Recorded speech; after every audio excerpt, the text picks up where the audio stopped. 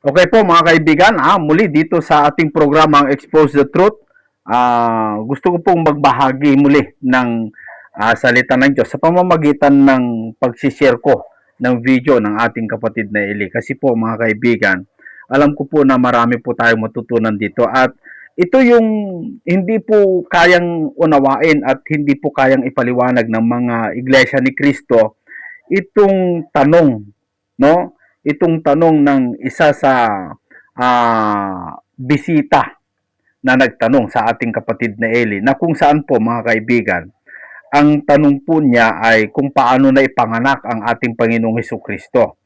Isang Katoliko po itong nagtanong, kaya lang yung tanong niya parang tanong ng INC. Hindi natin alam kung nagpanggap lamang po ito o hindi, pero sabi kasi Katoliko mga kaibigan. Pero yung kanyang tanong kung paano ipinanganak si Kristo, kung katulad ba ng sinasabi ng mga ilan na ang Diyos daw ay nagbuntis, may matres, yun ang sinasabi nila mga kaibigan.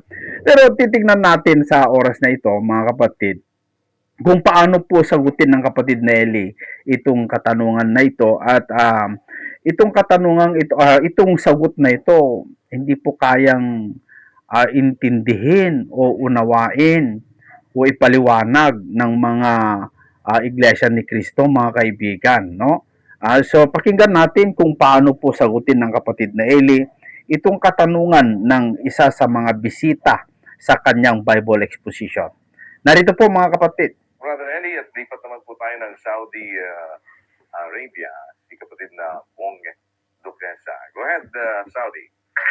Oo, kapatid na Daniel, kapatid na Eli, dito po sa Damam, Saudi Arabia. Meron po tayo dalawang katanong po dito. At ang una po ay si kapatid na Nestor Castillo. Isa po siyang Katoliko. At ito po siya. Nestor?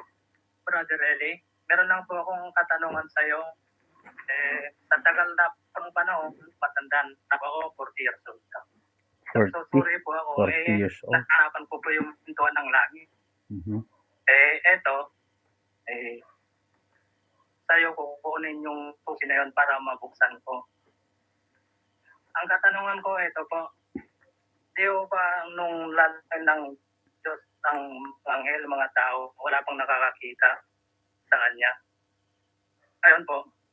Pag nanalaki po tayo, bakit ama, ganun pang gagamitin natin? Ibig sabihin lalaki po. Ngayon, kung namalinawan po tayo ng pagtukoy, kasi lalaki, kung siya naman ay babae, nung ipanganak po ang Diyos, yung si Kristo, naglihidin po ba siya? Ganun. Alam mo kapatid, yung iniisip mo sa iyong sarili, yun ay bagay na material. Mm-hmm. Alam mo, iba yung bagay na material kaysa sa bagay na espiritual. Yes. Dapat mong maintindihan, ang salita ng Diyos ay mayroong spiritual significance, mayroong kahulugang spiritual. At yung kahulugang spiritual, yun hindi natin yun basta maiintindihan kung ilalagay natin sa material. Alam mo, ang kapareho nung sa yung kaisipan, yung kapareho nung guro sa Israel na si Nicodemo. Basahin natin ang 3:3 ng Juan.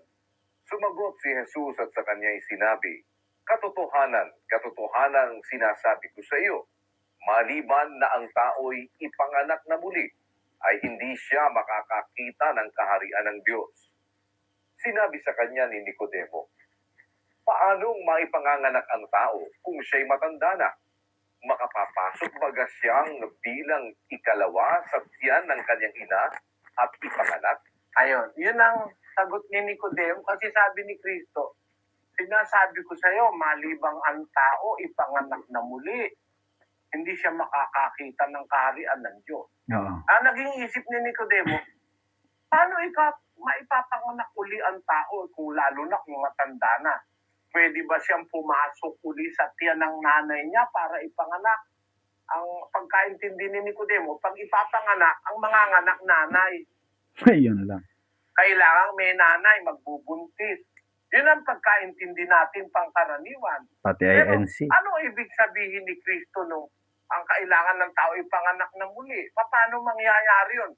Papasok ka uli sa tiyan ng nanay mo, tapos magle-labor uli ang nanay mo, at pag hindi na kaya, i-cesarean, Cesarean. ganun ba?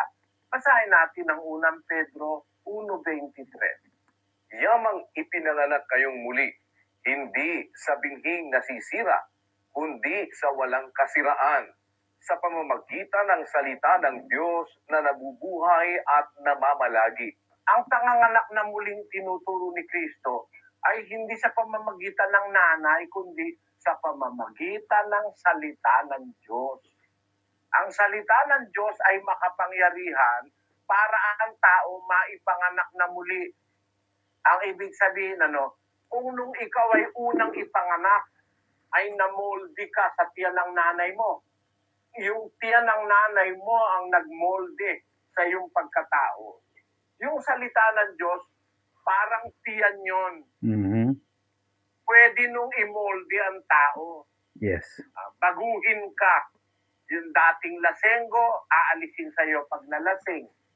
Dati kang babaero, aalisin sa iyo yung pambababae. Dati kang magnanakaw, aalisin ng salita ng Diyos yung pagnanakaw mo. Pag nangyari na lahat yun, magbabago ka. Yun ang kahulugan ng pagkapanganak na muli. Basahin natin ang Efeso 4:25.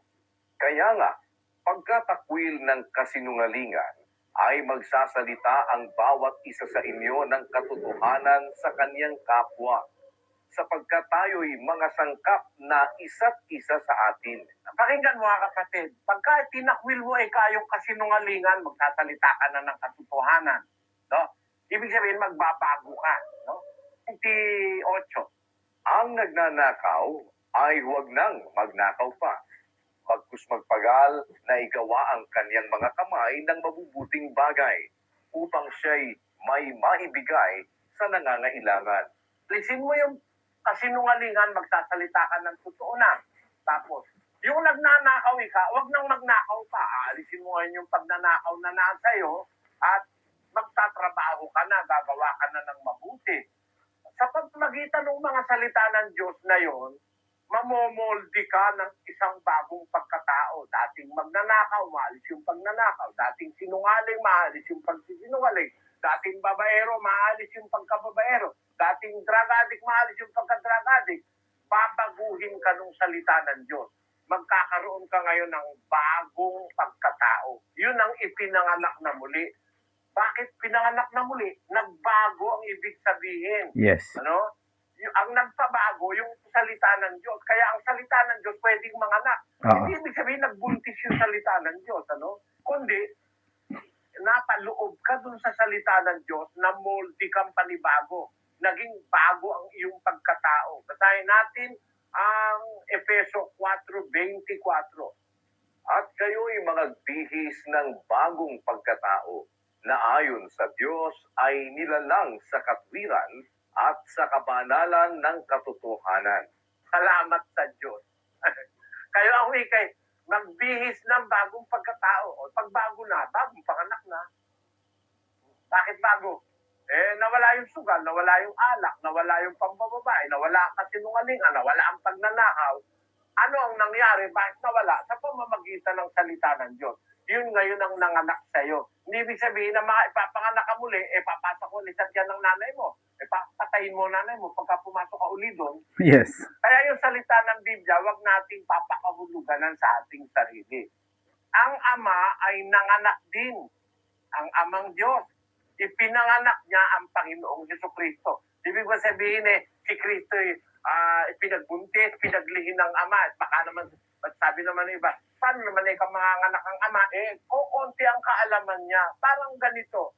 Yung araw, yung lola ko, sabi niya, hoy, huwag ka diyang masyadong magbilad sa araw. Bakit? Bakit po? Sino mo si Jerry, yung pinsan mo? Ang dahil bungang araw sa likod. Ano po, lola? Bungang araw. Sino ang likod niya? Bungang araw. Punong-puno ng bungang araw. Paano nagbunga yung araw sa likod ng pinsan mo? Oo. Tawag yung bungang araw Nasa likod ng pinsan ko, layo nung araw. Ay, akala pala natin, pag sinabing bunga, kailangan na nakadikit sa puno. Merong bunga hindi nakadikit sa puno, kagaya ng bunga ng araw. Ano? Ang ibig ko sabihin, kapatid, ganito, merong lalaki na nanganganak, hindi lang ang babae nanganganak eh. Sa katotohanan, ang alam lang natin, babae nanganganak. Pero meron lalaking nanganganak. Ang halimbawa niyan, yung tinatawag nating seahorse. Yung seahorse, ewan ko kung nakakita na kayo ng seahorse, ito po ang sinasabi. Pakibasa si Flu. Ito po yan, The Biology of Seahorses, Reproduction. The male seahorse, rather than the female, becomes pregnant. This unusual mode of reproduction is the most extreme form of male parental care yet discovered, although it arises from a general bias towards paternal care among fishes. O yung palang seahorse, kung ang nagbubuntis at nanganganak yung lalaki, hindi yung babae. Lalo na kung i-consider mo na ang Diyos makapangyarihan sa lahat. Pwede naman siyang manganak na hindi siya nagbubuntis eh. Ang naiisip ng tao lagi, para maipanganak, kailangan magbuntis. Sa tao yun, sa babae yun, pero maraming bagay na hindi ganun. Kagaya halimbawa, kapatid, ng Panginoong Jesus. Ang Panginoong Jesus, bahagi ng Ama. Bahagi siya, nasa dibdib siya ng Ama. Nasa dibdib. Nasa sinapupunan siya ng Ama, sabi sa Biblia. 1:18 ng Juan. Walang taong nakakita kailanman sa Diyos ang bugtong na anak na nasa sinapupunan ng Ama. Siya ang nagpakilala sa Kanya. Ang anak ng katutubo nasa dibdib o nasa sinapupunan. Yung sinapupunan dyan, hindi tiyan. Kung titingnan natin sa Griego, yan ay yung dibdib. Nasa kalooban ng Diyos. Ayun. Puso. Ayun. Ngayon, yung anak na nasa sinapupunan ng Ama, inilabas ng Ama. Parang ganito si Eva galing sa tadyang ni Adan. Hindi naman sa tiyan galing si Eva eh. Akala nun mga iba, lahat ng tao galing sa tiyan. Kasi Eva nga hindi galing sa tiyan eh. Kinuha ng Diyos yung tadyang niya, ginawa niyang isang tao na babae. Basahin natin ang 2:21 ng Henesis. At hinulugan ng Panginoong Diyos ng di kawasang himbing ang lalaki, at siya'y natulog, at kinuha ang isa sa kanyang mga tadyang, at pinapaghilom ang laman sa dakong yaon. At ang tadyang na kinuha ng Panginoong Diyos sa lalaki ay ginawang isang babae, at ito'y dinala niya sa lalaki. At sinabi ng lalaki, ito nga'y buto ng aking mga buto, at laman ng aking laman. Siya'y tatawaging babae, sapagkat sa lalaki siya kinuha. Maliwanag. Si Eva hindi galing sa tiyan. Si Eva galing sa tadyang ni Adan. Nagawa ng Diyos na babae, galing sa tadyang ni Adan. Si Eva. Kaya kapatid, hindi ibig sabihin, pagka pinanganak ng Diyos, ang ibig sabihin, nesesaryo na nagbuntis ang Diyos, lumaki ang tiyan, tapos nag-labor, pinanganak yung anak. Hindi ganon. Pwede niyang magawa sa kanyang kapangyarihan na maipanganak ang ating Panginoong Kristo na hindi siya nagbubuntis na parang babae. At huwag kang magkaroon ng kaisipan na, paano mangyayari yun? Lalaki siya, paano siya nagbuntis? Hindi ang lahat ng panganganak ay kailangan ng pagbubuntis. No? Yung nga yelo, pinapanganak yun eh. Kung Biblia pag-uusapan natin, ang yelo, pinapanganak 38:28 ng code. May ama ba ang ulan? O sinong nanganak sa mga patak ng hamog? Sa kaninong bahay bata nagmula ang yelo? Sinong bahay bata nagmula ang yelo? Bahay yelo. Sa kanino nang galing? Ba't nagkaroon ng yelo? Sabi ng Diyos. Tinatanong niya si Job. Paano nabubuo ang yelo? Kasi nung panahon ni Job, hindi pa alam yun eh. Pero ngayon, alam na ng mga technician nyo kung paano gagawa ng bahay-yelo. Ang bahay-yelo, doon sa loob ng freezer. No? Ngayon, alam na yun ng tao. Pero nung panahon ni Job, hindi niya alam kung paano nabubuo ang yelo. Kaninong bahay bata nang galing ang yelo? Tinatanong siya ng Diyos. May ama ba ang ulan? Hindi kayang ipaliwanag ng tao nung araw, pero ngayon kaya na. Ang ibig sabihin, bawat bagay na nangyayari, merong dahilan scientifically and spiritually speaking. Pero hindi lahat scientific. Mhm. Hindi lahat maipapaliwanag ng siyensya. Yes. Merong mga pangyayaring spiritual, kagaya ng pagkapanganak sa Panginoon Kristo. Bago pa nagkaroon ng mundo, bago pa nilikha ang alinmang bagay, inilabas na siya ng Diyos. Kaya ang termino, ipinanganak. Pero sa Biblia, inilabas siya. Basahin natin ang 8:22 ng Kawikaan. Inari ako ng Panginoon sa pasimula ng kanyang lakad, bago pinasimula ng kanyang mga gawa ng una. Ako'y nalagay mula noong araw, mula nang walang pasimula, bago nalikha ang lupa. Ako'y nailabas nang wala pang mga kalaliman, nang wala pang mga bukal na sagana ng tubig.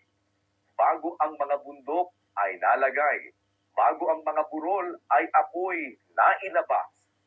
Samantalang hindi pa niya nililikha ang lupa, ni ang mga parangman, ni ang pasimula man ng alabok ng sanglibutan. Nang kanyang itatag ang langit, nang doon ako, nang siya'y maglagay ng balantok sa balat ng kalaliman, nang kanyang pagtibayin ang langit sa itaas, nang maging matibay ang mga bukal ng kalaliman, nang bigyan niya ang dagat ng kanyang hangganan, upang huwag salangsangin ng tubig ang kanyang utos, nang kanyang iayos ang mga patibayan ng lupa. Nasa siping nga niya ako, na gaya ng matalinong manggagawa. So, maliwanag na yung karunungan ng nagsasalita sa talatang ito, yun ang ating Panginoong Jesus, yung anak ng Diyos. Sabi niya, inari ako ng Panginoon sa pasimula ng kanyang lakad, bago pinasimula ng kanyang mga gawa ng una. Ako'y nalagay mula noong araw, mula nang walang pasimula, bago nalikha ang lupa, ako'y nailabas. Yung salitang nailabas, katumbas nung naipanganak. Ayun. Nailabas siya mula sa sinapupunan ng Diyos, binigyan siya ng kalagayan bilang anak. Ayun. Ngayon, nung sabihin ng Diyos sa araw na ito, ipinanganak kita, hindi ibig sabihin nung naglihi ang Diyos, tapos nagbuntis, tapos nag-labor, parang babae, hindi. Ibig sabihin nun, inilabas siya ng Diyos mula sa kanyang sinapupunan, mula sa kanyang dibdib, mula sa kanyang kalooban, ay inilabas niya yung anak na siyang naging ating Panginoong Jesucristo. Sabi niya, ako'y nailabas. Ayun. Sana naunawaan mo, kapatid, ang aking sagot sa iyong tanong. Salamat po, Brother Eli. So, ayan po mga kaibigan, yung sagot ng kapatid na Eli kung paano po naipanganak ang ating Panginoong Jesucristo. Alam nyo mga kaibigan, ang Panginoong Jesucristo po ay naipanganak sa espiritu, naipanganak din sa laman.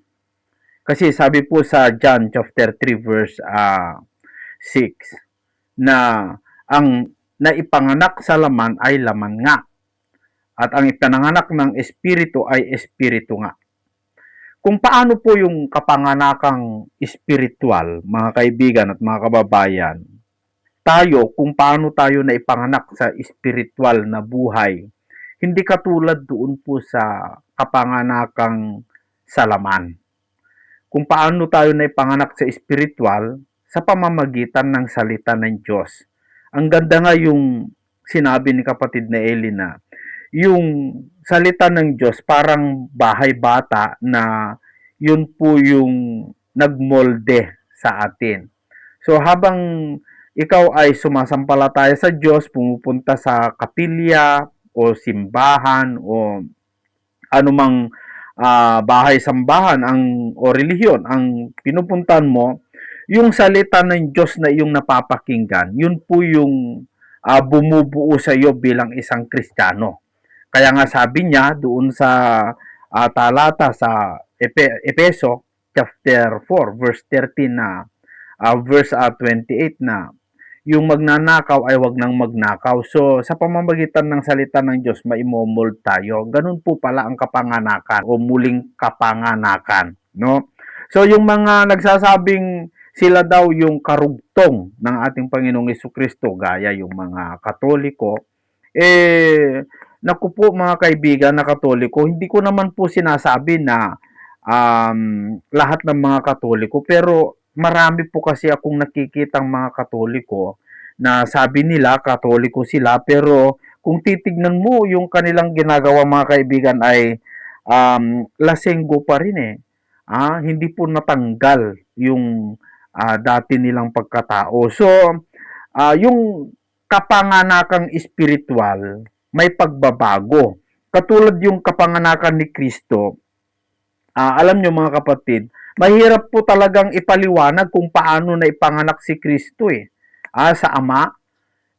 Miski nga sa kapanganakan sa laman ay mahirap nga ipaliwanag ng mga sensya mga kaibigan kaya nga may nagsasabi na fairy tale lang si Kristo istorya lang o sabi-sabi lang o libro lang si Kristo mga kaibigan, kasi hindi nila kayang ipaliwanag kung paano siya na ipanganak. Dahil ang kapanganakan po ng ating Panginoong Jesucristo ay hindi po katulad ng tao. Sa laman. Sa laman, kahit sa kapanganakan sa laman, si Kristo, hindi katulad po sa kapanganakan ng tao. Ang tao po kasi mga kapatid, kung ipanganak ay para maipagbuntis yung isang tao at maging isang tao, kailangan kasi magsama yung sperm ng lalaki at saka yung egg cell ng babae. Kailangan kasi mag-join yung dalawang itlog, no, mga kaibigan, para mabuo yung isang tao. Pero si Kristo walang ganun Walang ganun si Kristo hindi sa pamamagitan ng sperm o ng lalaki at hindi rin sa pamamagitan ng babae, kasi wala ding egg cell ni Maria. Si Kristo wala din basta nabuo lang yung katawan ni Kristo sa pamamagitan ng Espiritu Santo. Katulad ni Adan mga kaibigan, si Adan po hindi rin nanggaling sa sperm at saka egg cell ng babae si Adan si Adan po ay gawa po lalang ng Diyos. Ginawa ng Diyos, pinorma niya sa pamamagitan ng putik o alabok, and then pinorma niya bilang isang parang tao, tapos hininga ng buhay, kaya yung tao na kanyang pinorma naging kaluluwang buhay. So hindi lumabas sa puwerta si Adan, nabuo sa kapangyarihan ng Diyos. Ganon din si Kristo Ganon din si Kristo mga kaibigan, hindi rin nabuo sa pamamagitan ng lalaki at babae, kundi sa pamamagitan ng kapangyarihan ng Diyos. Kaya nga hindi talaga tao Hindi talaga tao, nagkatawang tao lang nag-anyong tao lang si Kristo. Kaya yung mga sinasabi ng mga iglesia ni Kristo na tao si Kristo na nanggaling sa tiyan ni Maria, alam niyo mga kapatid, may laman at may buto si Kristo dahil nag-anyong tao. Pero kung suriin mo yung kanyang paraan ng pagkapanganak, hindi nga may paliwanag kung paano nabuo si Kristo mga kapatid kundi nabuo lamang po sa pamamagitan ng Espiritu Santo, no? At ganun din, kung hindi po may paliwanag ng siyensya kahit po ng mga sino man, kung paano nabuo si Kristo doon sa loob ng tiyan ni Maria, lalong-lalo na hindi natin lubos maunawaan kung paano po ipinanganak ng Ama ang Panginoong Jesucristo sa espiritual. Kasi mga kaibigan, ang iniisip kasi ng iba bakit may lalaki bang nanganganak? Alam nyo mga kapatid, hindi lang babae talaga ang nanganganak May nilalang nga ng Diyos, walang gender Naniniwala ba kayo mga kaibigan?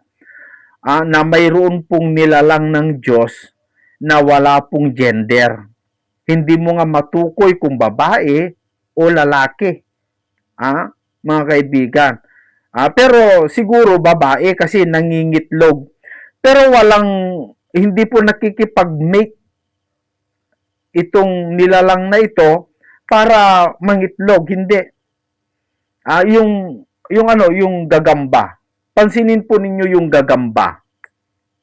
Kasi mahilig ako sa gagamba nung bata ako Yun ang lagi naming ginagawa lalaban-laban namin yung gagamba mga kaibigan. Kaya alam ko na kapag yung gagamba po ay magtagpo yon, isa sa kanila ang mamamatay. Hindi po magkasama. Hindi pwede magkasama yung gagamba. Hindi pwede. Kasi basta nagkita yung gagamba, isa sa kanila yung mamamatay. Kakainin niya yung kapwa niyang gagamba. Kaya hindi pwede na mag-meet sila na para bagang yung lalaki at babae. Pero yung gagamba, pakainin mo ng pakainin ng mga lamok o yung mga insekto o yung katulad niya ring gagamba, ganon. Pakainin mo ng pakainin, palakihin mo ng palakihin yung kanyang tiyan. Tapos ikulong mo yan. Di mo mamamalayan, mag-isa naman doon sa loob, pinakain mo lang ng pinakain, makikita mo na lang nangitlog na yung gagamba.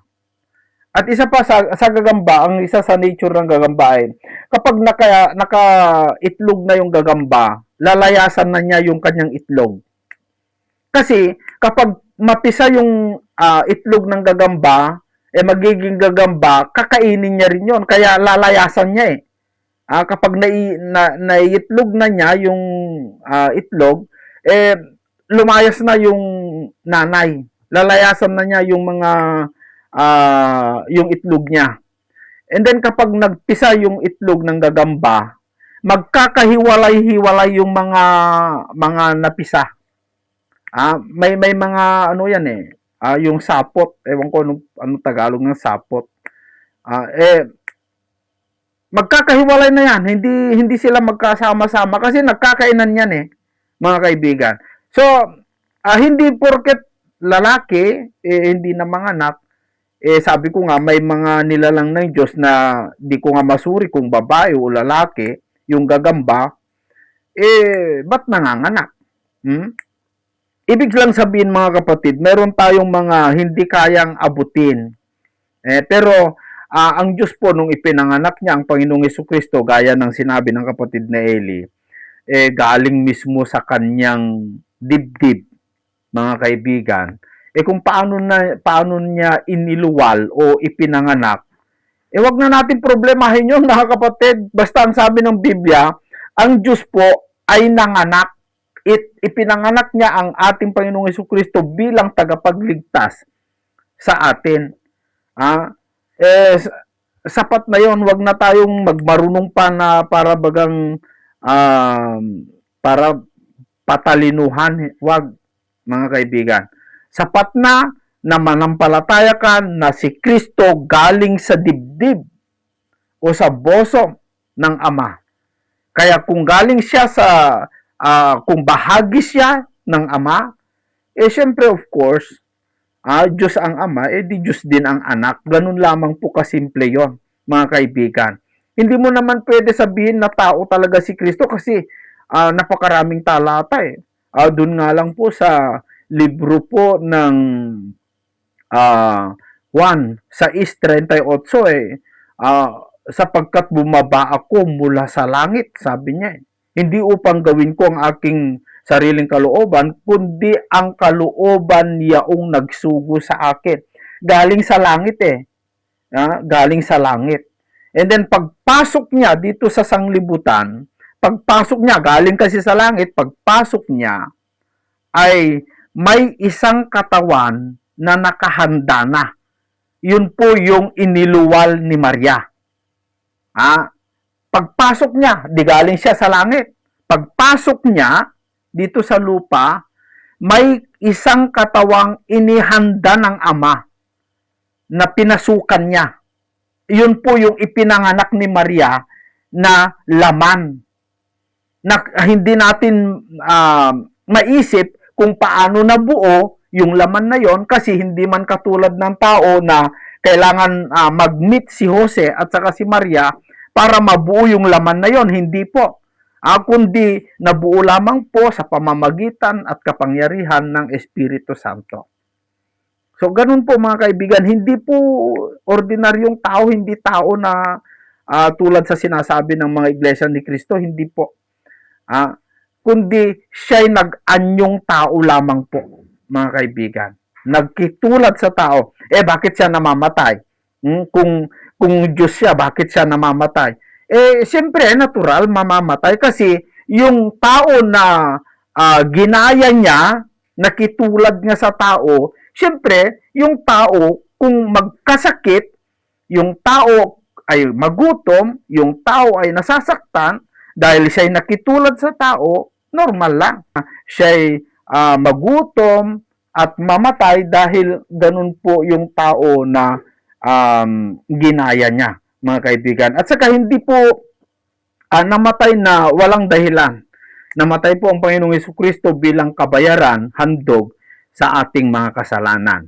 No? So sana po ay naliwanagan po tayo rito, mga kaibigan, sa video na atin pong isinare sa inyo.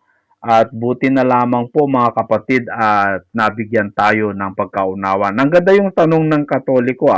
Sabi niya, nasa akin na po yung pintuan pero sa iyo kukunin ang susi para mabuksan ko. Sabi niya mga kaibigan yung nagtanong So, yung pintuan, gusto niyang pumasok, pero hindi niya mabuksan. Kailangan niya ng mabuksan yung pintuan.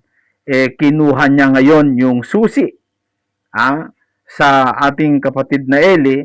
Alam niyo yung susi po, yung unawa. Unawa po ang susi. No? Unawa. Yung pintuan kasi aral po yon. Aral. Kahit nasa iyo yung aral, kung hindi mo din lang nauunawaan, hindi ka maliligtas dyan. Kailangan mo ng pagkaunawa, mga kaibigan. Para kapag naunawaan mo yung aral, mabubuksan ngayon ang pintuan ng langit o yung kaligtasan mo. No? Kasi sabi ni Kristo, ako ang pintuan. Ang sino mang pumasok sa akin ay maliligtas. So, mali po talaga dito yung kahit saan natin isipin, mali talaga yung sinasabi ng mga iglesia ni Kristo na kapag hindi ka pumasok sa iglesia ni Kristo, ay hindi ka maliligtas. Sapagkat ang iglesia ni Kristo lamang po ang binili ng Diyos at yun lamang po ang kanyang ililigtas. Ililigtas pa lang iglesia ni Kristo. Bakit bakit sinasabi po ninyo na kapag hindi ka pumasok sa iglesia ni Kristo, hindi ka maliligtas? No, mga kaibigan, hindi ko nga maunawaan pero ang sabi sa Biblia, hindi niya sinabi na ang hindi pumasok sa iglesia ni Kristo ay hindi maliligtas. Walang ganon. Ang hindi pumasok sa kawan ay hindi maliligtas. Walang ganon, mga kaibigan. Ang sabi po sa Biblia, ang sino mang pumasok sa akin, sabi ni Kristo. Kasi sabi niya diyan sa John chapter 10 verse 9, ako ang pintuan, sabi ni Kristo. Ako ang pintuan. Ang sino mang pumasok sa akin ay siyang maliligtas. Yung pintuan po ay aral po yon. Kailangan natin ng susi, na ang susi po yung karunungan o pagkaunawa. Yung pagkaunawa. Kapag naunawa mo, mabubuksan sa iyo yung kaligtasan. No? So, maraming salamat po, no, mga kaibigan. pagpatuloy po natin yung ating pag-aaral at pakikinig sa mga salita ng Diyos kasi ito po siguro yung isa sa pinakamagandang gawin natin lalong-lalo sa panahon ngayon kasi kung hindi po tayo mag-ingat, marami pong mga lumitaw ngayon na magligaw sa ating kaligtasan. Hanggang sa susunod po mga kaibigan, kita-kita po tayo dito sa ating programang Expository.